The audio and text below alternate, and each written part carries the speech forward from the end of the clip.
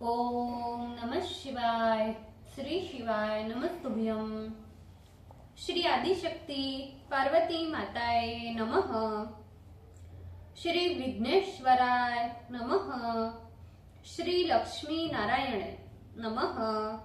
श्री सरस्वती ब्रह्माय नमः। श्री सियारामे नमः। श्री रामदास हनुमाने नमः। श्री राधेश्यामे नमः। हे शिवजी, તમારી કૃપાથી હું આ શિવ પુરાણ વાંચી રહી છું અને મારી મમ્મી અને તમામ શ્રોતા શિવ પુરાણ સાંભળી રહ્યા છે. અમે બધા શિવ પુરાણનું જ્ઞાન પ્રાપ્ત કરી શકીએ એટલી શક્તિ પ્રદાન કરજો અને શિવ પુરાણનું તેજ સહી શકીએ એટલી ક્ષમતા પ્રદાન કરજો. હે વિઘ્નેશ્વર ગણપતિ બાપા, તમે શિવ પુરાણના વંચનમાં આવતા તમામ વિઘ્ન હરજો. હે કૃષ્ણ મનોહારિણી રાધાજી, હે શ્યામ સુંદર, હે સિયારામજી, હે રામદાસ હનુમાનજી, તમે શિવ પુરાણ સાંભળવા જરૂર પધારજો અને મારા હૃદયમાં સ્થાન ગ્રહણ કરજો. ઓમ નમઃ શિવાય. શ્રી શિવાય નમસ્તુભ્યમ. छठी संहिता चतुर्दश अध्याय ओमकार के 6 स्वरूप का वर्णन. Page number 1598. वामदेव बोले, हे भगवान, हे षण्मुख, हे अशेष ज्ञानामृत के समुद्र, हे विश्वनाथ सूत, हे प्रणतार्ति हारिण, आपने कहा कि प्रणव के 6 प्रकारों का ज्ञान इष्ट देने वाला है. वो कैसे? उसमें 6 प्रकार के अर्थ कौन है और उसका ज्ञान किस प्रकार से किया जा सकता है? इसका क्या प्रतिपाद्य और इसके परिज्ञान का फल क्या है? हे कार्तिकेय, मैंने जो कुछ भी पूछा है उन सभी बातों को हमसे आप कहिए. इस अर्थ को बिना जाने जीव अज्ञान से मोहित हो रहा है. हे महासेन, बहुत तो क्या कहे, मैं भी शिव माया से भ्रांत हो रहा हूँ. अब मैं जिस प्रकार शिव के चरण युगल के ज्ञान अमृत रसायन का पान कर माया से रहित हो जाऊं, वैसा उपाय हमें बताइए.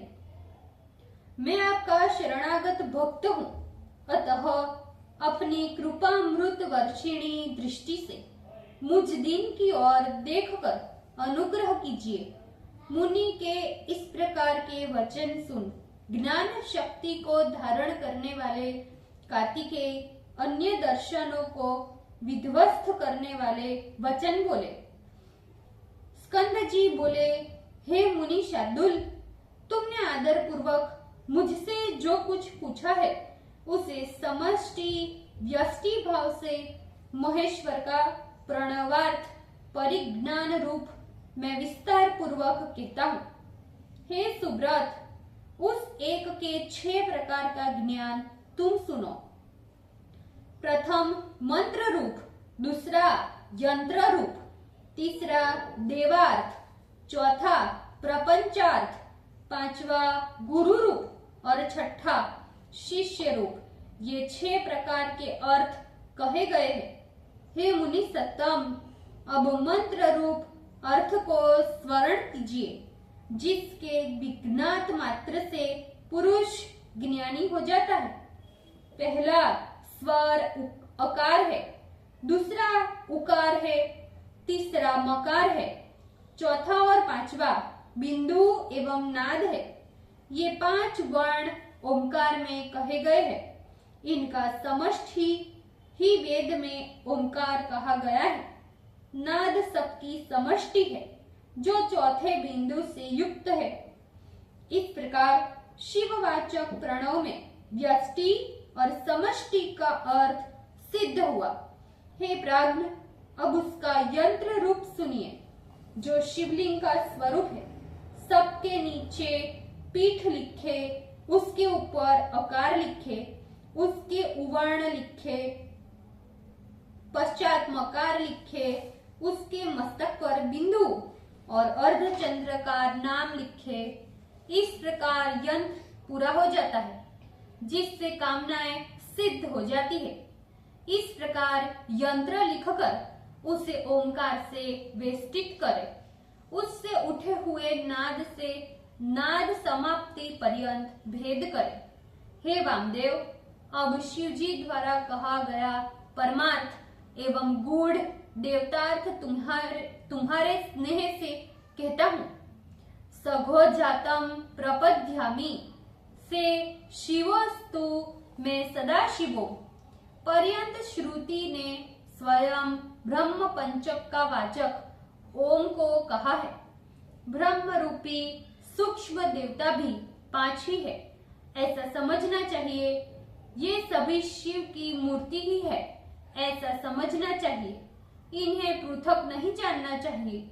शिव का ये 5 मंत्र शिव मूर्ति का वाचक है। मूर्ति और मूर्तिमान में कोई भेद नहीं है। ईशान मुकुटोपेतः यहाँ से प्रारंभ कर 5 मंत्र शिव जी के शरीर कहे गए हैं। अब शिव के 5 मुखों को सुनो। सघोजातादि के अनुक्रम से प्रारंभ कर ऊर्ध्व में 5वें मुख से ईशान पर्यंत शिव के 5 मुख है। यही ईशान देव के चतुर्व्यूह पद में स्थित है। तत्पुरुष से प्रारंभ कर सघोजात तक चतुष्टय ब्रह्म रूप है। ईशान नामक विख्यात ब्रह्म मिलकर पंच ब्रह्म समष्टि कहलाती है। हे मुने, पुरुष से लेकर सघोजात पर्यंत व्यष्टि है। ये अनुग्रह में चक्र कहा जाता है। यही पंच अर्थ का कारण है। पंच ब्रह्म सूक्ष्म है, निर्विकार है, अनामय है। अनुग्रह भी 2 प्रकार का है, एक तिरोभाव, दूसरा प्रकट रूप। दूसरा प्रकट रूप अनुग्रह जीवों का प्रभु है और उन्हें मुक्ति देता है। यहाँ मैंने सदाशिव का 2 कृत्य कहा।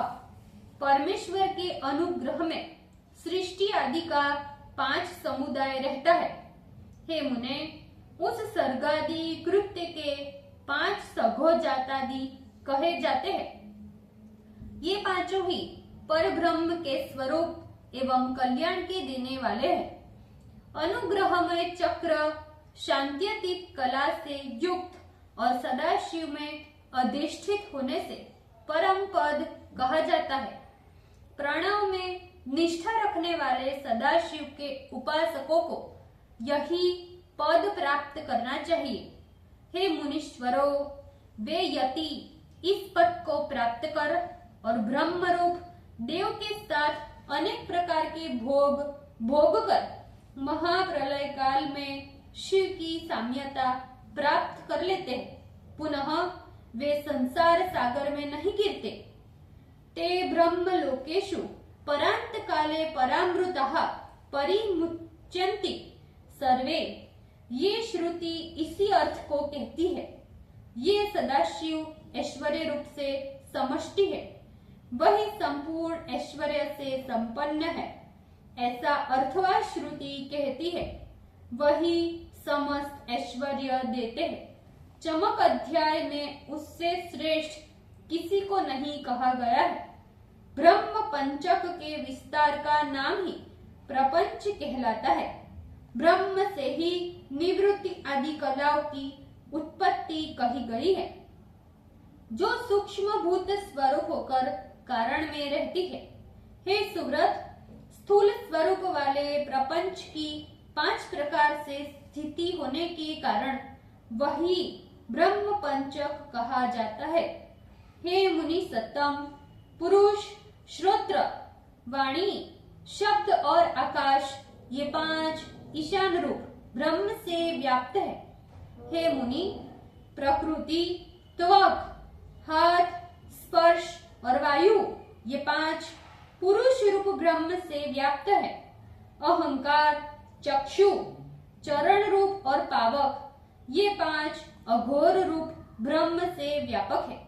बुद्धि, रसना, पायु, रस, जल, ये 5 वामदेव रूप ब्रह्म से नित्य व्याप्त है। मन, नासिका, उपस्थ, गंध और भूमि, ये 5 सघोजात नामक ब्रह्म से व्याप्त है। इस प्रकार ये सारा जगत ब्रह्ममय है। जो शिववाचक ओंकार यंत्र रूप से कहा है वो 5 वर्णों की समष्टि है। शिवपदिष्ठ मार्ग से ये यंत्र का रूप ध्यान करना चाहिए। प्रणव मंत्रराज और शिव स्वरूप है। ओम नमः शिवाय। श्री शिवाय नमस्तुभ्यम। भूल चूक माफ करजो शिवजी, कृपा रखजो। આજના શિવપુરાણના વંચનનું પુણ્ય મને પ્રદાન કરજો શિવજી।